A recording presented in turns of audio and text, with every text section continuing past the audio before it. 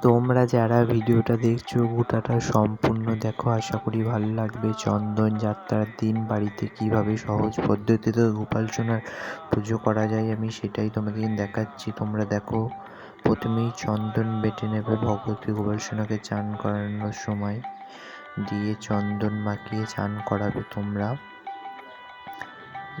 চন্দন মাখিয়ে তুলসী তলা অবধি ভগবতী গোপাল সোনাকে ঘোরাতে হয়।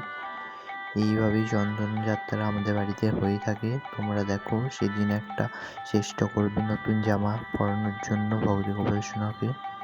তারপরেই চন্দন মাখিয়ে নিতে হবে গোটা গায়ে ভগবতী গোপাল সোনার। আবার মায়াপুর মন্দিরে বিশাল ধুম এইটা হয়ে থাকে চন্দন যাত্রা।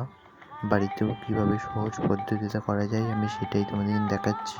দেখো, চন্দন মাখিয়ে ভগবতী গোপাল সোনার সাজ করে নেবে, সাজিয়ে তারপরে ঘোরাবে।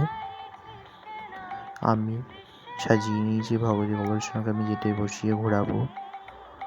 দেখো, আমি সাজিয়ে দিয়েছি, সেটা বসিয়ে ভগবতী গোপাল সোনাকে আমি গোটা তুলসী তলাটা ঘোরাবো। দেখতেই পাচ্ছ সাজ হয়ে গেছে।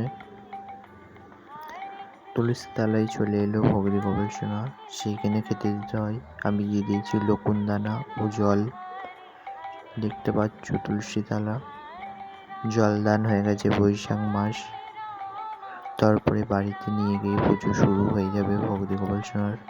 দেখতেই থাকো, পুজোর মন্ত্র বলছি।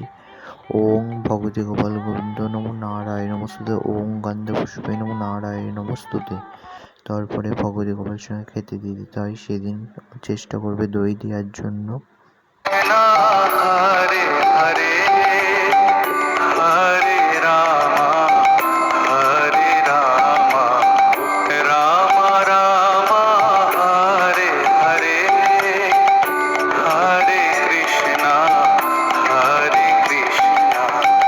কৃষ্ণ কৃষ্ণ হরে হরে।